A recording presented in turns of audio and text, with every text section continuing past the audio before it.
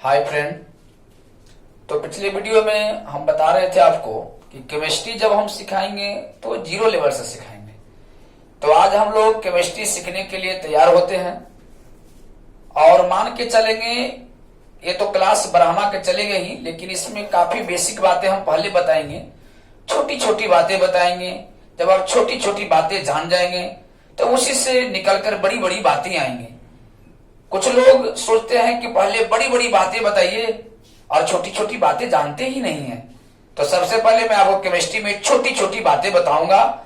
आप धैर्य बनाए रखेंगे, आप जानते भी रहेंगे, फिर भी धैर्य बनाते रहेंगे और इस वीडियो को आगे तक देखते रहेंगे। तो मैं आपको पहले बता दूं कि केमिस्ट्री में जो आप 3 सेक्शन देखते हैं ब्रह्मा क्लास में, तो 3 सेक्शन के बारे में थोड़ा सा बता दूं कि एक सेक्शन का नाम था फिजिकल और दूसरा सेक्शन का नाम था ऑर्गेनिक और तीसरा सेक्शन का नाम था इनऑर्गेनिक। तो पिछले वीडियो में आपको हम बताए थे कि फिजिकल का लगभग सेक्शन हो चुका था, इसमें 5 सेक्शन है वो हो चुका था तकरीबन 15 मार्च तक। आज जो हम लोग चलेंगे वो ऑर्गेनिक के चलेंगे। किसी का अगर फिजिकल का कोई सेक्शन छूटा है तो हदियाने की कोई बात नहीं है, चिंता करने की कोई जरूरत नहीं है, मैं उनका पूरा कर दूंगा। मैं सोच रहा हूं कि लाइव क्लास के माध्यम से ऑर्गेनिक का सेक्शन शुरू करूं, क्योंकि इसमें नए नए लोग जुड़ेंगे, नए नए देखेंगे तो नई नई बातें हो जाए। अगर मैं यहां पर कोई पुरानी बातें बताने लगूंगा कि फ्राडे के नियम को लिखें तो लोग कहेंगे कि ये क्या हो रहा है। जब कुछ समझते हैं फ्राडे का नियम, फिर भी मैं चाह रहा हूं कि कोई नई बातें बताया जाए। तो जो ऑर्गेनिक केमिस्ट्री है इसमें 12th में 7 लेसन है, कुल 7 लेसन है इसमें। और इसका पहला लेसन है हेलो अल्केन्स हेलो एरिन्स, दूसरा लेसन है अल्कोहल फिनॉल ईथर, तीसरा लेसन है aldehyde ketone and carboxylic acid, चौथा लेसन है एमीन, पांचवा लेसन है बायोमोलिक्यूल्स और छठा लेसन है पॉलीमर्स और 7वां लेसन है केमिस्ट्री इन एवरीडे लाइफ। लेकिन ये 7 लेसन में आपको कोई भी लेसन तब समझ में आएगी जब आपको छोटी छोटी बात जानकारी रहता है। अगर आप छोटी छोटी बातें नहीं जानेंगे तो आपको कुछ समझ में नहीं आएगा। जैसे मैं ऑर्गेनिक का क्वेश्चन की बात करता हूं,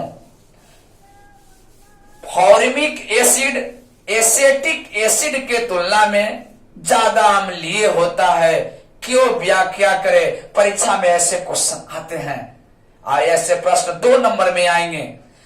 तो पहले आपको फॉर्मिक एसिड का फॉर्मूला होना चाहिए, एसेटिक एसिड का फॉर्मूला होना चाहिए, कौन इलेक्ट्रॉन देगा कौन इलेक्ट्रॉन देगा, कहां पर बॉन्ड मजबूत है कहां पर बॉन्ड कमजोर है, ये सब चीज की जानकारी आपको छोटी छोटी बातें की जानकारी होनी चाहिए, तब समझ में आएगा इसका क्वेश्चन आंसर। तो मैं ये 7 लेसन का क्वेश्चन आंसर डायरेक्टली ना करते हुए पहले मैं आपको बेसिक बातें बताऊंगा। तो आप लोग इतना जरूर समझ गए होंगे कि ऑर्गेनिक केमिस्ट्री में कुल 7 लेसन है और 7 लेसन को हम आराम से देखेंगे। लेकिन इस 7 लेसन को पढ़ने से पहले कुछ बेसिक बातें ऑर्गेनिक के मैं आपको बताऊंगा। तो सबसे पहले अगर आपको जिनको ये जानकारी नहीं है कि केमिस्ट्री में 3 सेक्शन है तो आप एक स्क्रीनशॉट ले लें जिसका नाम फिजिकल ऑर्गेनिक इनऑर्गेनिक है। मैं उम्मीद करता हूं कि मैक्सिमम सभी बच्चे जो ब्रह्मा क्लास के होते हैं सब सभी जानते हैं, फिर भी स्क्रीनशॉट लेके रख सकते हैं। अब मैं थोड़ा सा आगे चलता हूं ऑर्गेनिक केमिस्ट्री के बारे में।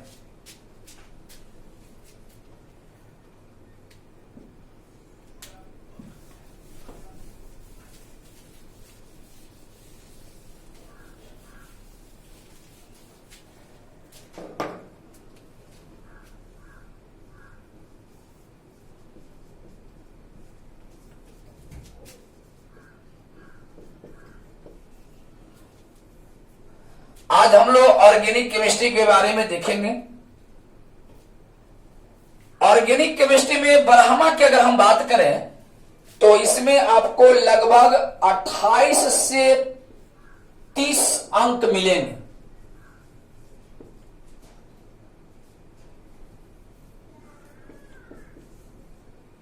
अट्ठाईस से 30 मार्क्स आएंगे इसमें ऑर्गेनिक केमिस्ट्री से।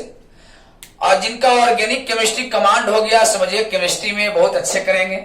ऑर्गेनिक केमिस्ट्री को कमांड करना बहुत जरूरी होता है।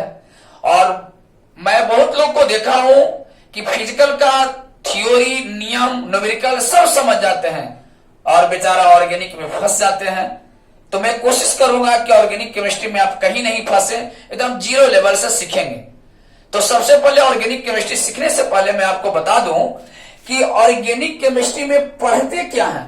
तो याद रखिएगा कि ऑर्गेनिक केमिस्ट्री में मात्र एक चीज पढ़ते हैं, वो है ऑर्गेनिक कंपाउंड।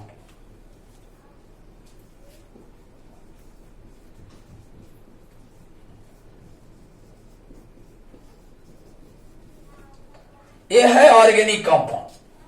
आपसे कोई पूछे कि ऑर्गेनिक केमिस्ट्री में क्या पढ़ते हैं, तो आप एक लाइन में बताएंगे कि ऑर्गेनिक केमिस्ट्री में हम लोग एक चीज पढ़ते हैं, वह है ऑर्गेनिक कंपाउंड। और ऑर्गेनिक कंपाउंड अगर पढ़ते हैं तो इससे कुछ निकलता है, उसको हम कहते हैं डेरिवेटिव। इसका व्युत्पन्न, डेरिवेटिव का अध्ययन हम लोग करते हैं। और जब इसका व्युत्पन्न का अध्ययन कर लेते हैं तो इसके मैकेनिज्म के बारे में हम लोग थोड़ा पढ़ते हैं।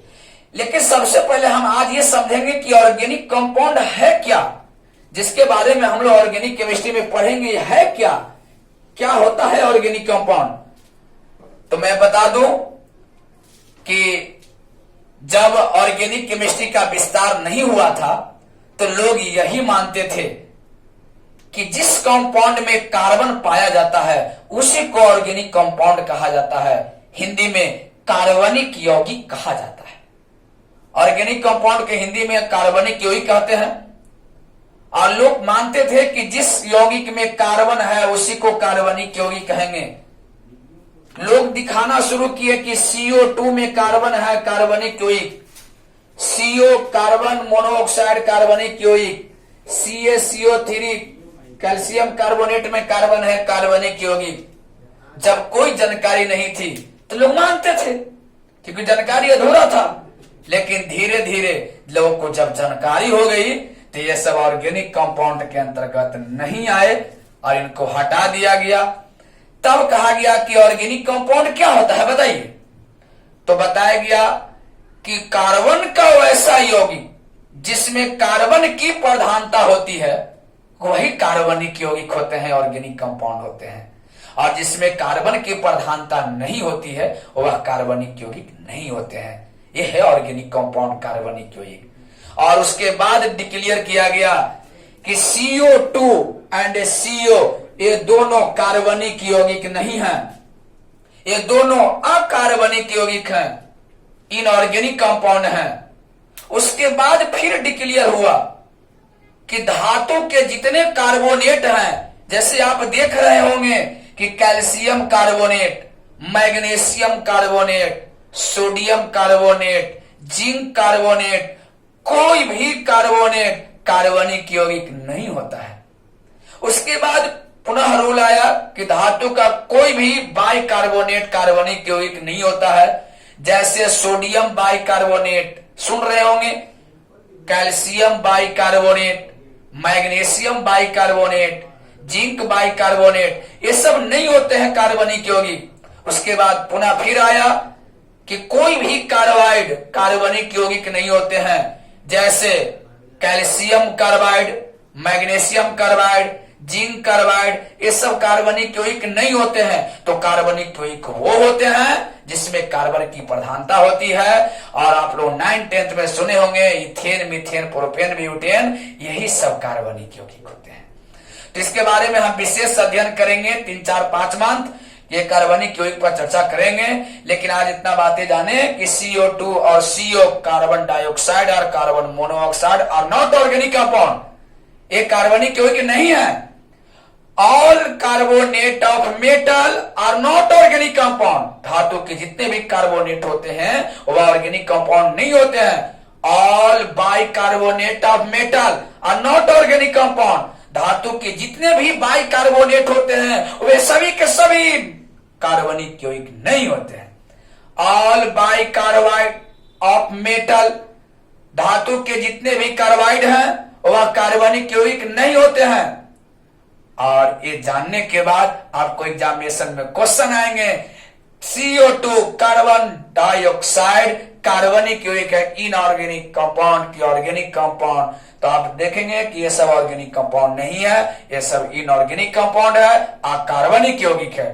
तो हम इतना बातें आज हम लोग जाने कि कार्बनिक यौगिक और अकार्बनिक। आगे हम थोड़ा बढ़ेंगे तो आपको अंतर भी बताएंगे कि कार्बनिक यौगिक और अकार्बनिक यौगिक, ऑर्गेनिक कंपाउंड और इनऑर्गेनिक कंपाउंड में क्या अंतर है, आगे चल के हम लोग देखेंगे।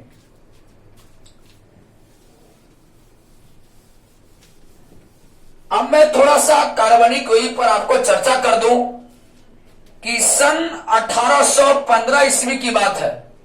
इससे थोड़ा सा पीछे जाते हैं, थोड़ा सा पीछे, तो 1800 से पहले की बात है कि जो लोहा का संकेत लोग ऐसे लिखते थे, मिट्टी का लोहा का संकेत, मिट्टी का संकेत ऐसे, पानी का संकेत ऐसे और लोहा का संकेत ऐसे लिखते थे सब।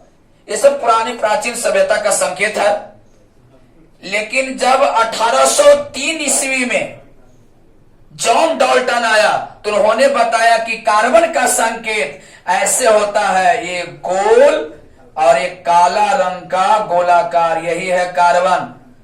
लोग पूछे कि कैसे है कार्बन, तो जॉन डाल्टन ने बताया कि कार्बन लैटिन शब्द कार्बो से बना है, जिसका मतलब काली चट्टान, काला पहाड़, काला कोयला होता है, यही है कार्बन। कदम तर्क देता था। लोग पूछे कार्बन डाइऑक्साइड, तो कहा कार्बन डाइऑक्साइड, ये कार्बन आई डाइऑक्साइड, कार्बन डाइऑक्साइड, क्या गजब का संकेत था उस समय। तब 1808 के बाद एक आए जिनका नाम बहुत अच्छा साइंटिस्ट है, आप लोग जानते होंगे उनका नाम, जिसका नाम था बर्जिलियस। बर्जिलियस जब आए उन्होंने तत्वों का संकेत लिखने के लिए बहुत अच्छा सिखाया और लोग सीखे। उन्हीं के माध्यम से आज हम लोग जाने कि कार्बन का संकेत C और सोडियम का Na और पोटेशियम का K होता है। लेकिन बर्जिलियस ने गलती क्या कर दी, जब संकेत दिया बर्जिलियस तो वह केमिस्ट्री को तो हीरो हो गया, लेकिन वह हीरो बनने के फेर में वो गलती क्या कर बैठा कि 1815 ईस्वी में उन्होंने एक गलती किया और कह दिया कि धरती पर कोई ऐसा मनुष्य नहीं है जो प्रयोगशाला में जाकर के कोई भी कार्बनिक यौगिक को, ऑर्गेनिक कंपाउंड को बना सकता है। लेकिन ये सारी घटना बर्जिलियस के शिष्य बहुलर सुन रहा था। और एक दिन की बात है, अभी तो लॉकडाउन चल रही है, लेकिन उस समय लॉकडाउन नहीं थी। और जब लॉकडाउन नहीं था तो बर्जिलियस साहब बाजार घूम करके घर पर लौटते हैं तो देखते हैं कि बहुत सारा भीड़ लगा है उनके प्रयोगशाला के बाहर। जब आते हैं तो देखते हैं कि भीड़ किस चीज की है, तो पता चला कि बहुलर ने कुछ कारनामा कर दिखाया है। और आप लोग के आज मन में लग रहा होगा कि आज भी कोई प्रयोगशाला में ऐसा कारनामा होता कि कोरोना वायरस का वैक्सीन आ जाता और हम लोग खुशी से पागल हो जाते और घर से निकलने के लिए पुनः छूट दी जाती। लेकिन अभी रुकिए, घर में ही रहे, सेफ रहे, बात को आगे बढ़ाते हैं। जब भीड़ देखे तो सोचे कि क्या है, तो बहुलर ने पहला कार्बनिक यौगिक खोज के रखा था, उसका नाम था यूरिया।